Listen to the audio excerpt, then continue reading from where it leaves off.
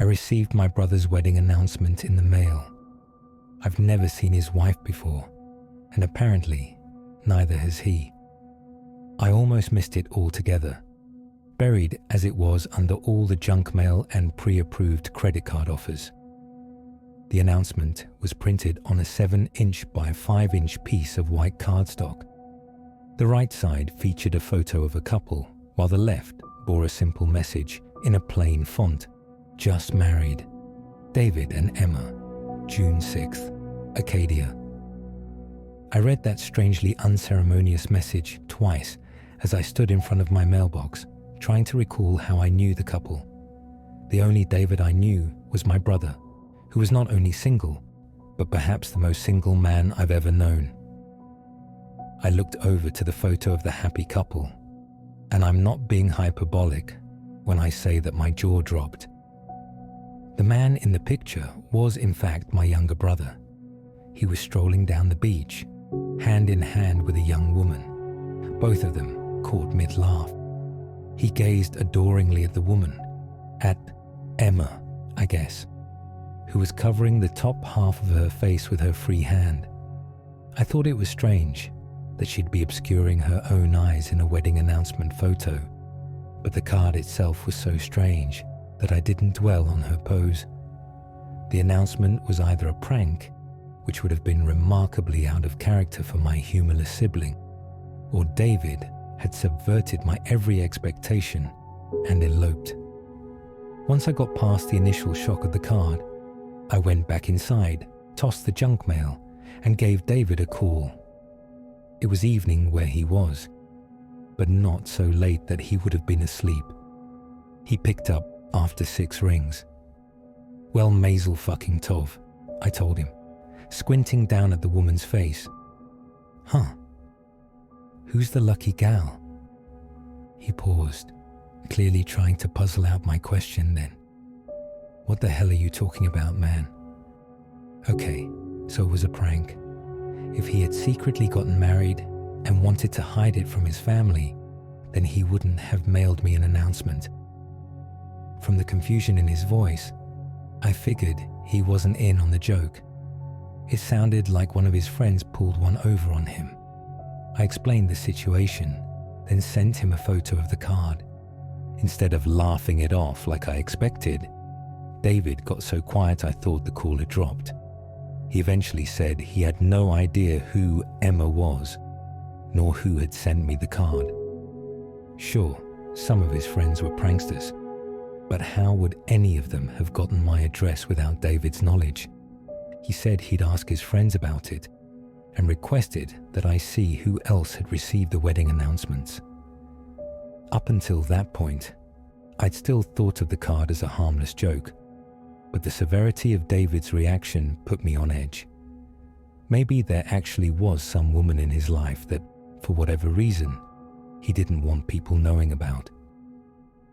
After the call, I texted my parents and a few of our family friends. One of my old neighbors had indeed received a card and seemed a little disappointed when I revealed it was only a prank. My parents checked their mailbox upon my request, and only then did they find the announcement. Thank God I called before they could discover it on their own.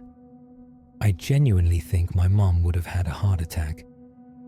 So far, those are the only 2 households that have received the cards, and I found it bizarre that David's friends knew either of those addresses. Before I fell asleep, I texted David my update. He said that he hadn't yet found the culprit and planned to continue his search in the morning. Again, I was somewhat perturbed by his seriousness. Was I missing something? I spent the next few hours trying to figure out who his bride could have been. In doing so, I quickly started to feel like every other woman on earth was named Emma. There were so many significant women in mine and David's lives who bore that name that sorting through them all seemed pointless. There was, for example, our childhood friend and neighbor, who David harbored an unrequited crush on for years until her family moved away. There had been a tragic incident at our high school in which an Emma in David's year fell headfirst behind some lockers, dying from positional asphyxia. I had dragged David along to a rager at an Emma's house in college, which had ended in both of us spending a night in jail for public intoxication. Apparently, my life was just one big stream of Emmas, and none of them seemed plausibly linked to the marriage announcements. Now, here's the part of all this that I'm still struggling to make sense of. The night after I called David about the card, I woke up in the middle of the night to my phone ringing. I checked the caller ID and saw that it was David. I assumed he was calling me about the stupid prank, and part of me wanted to ignore him until the morning. Then again, he could have been having some kind of emergency. So I picked up the phone and grumbled, "What?" into the mic. There was silence for a few seconds, and then I was shocked to hear a woman's voice on the other end. "Hello?"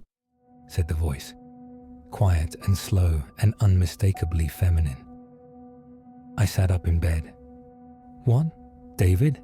Who is this?" I double-checked the screen and confirmed it was in fact David's number.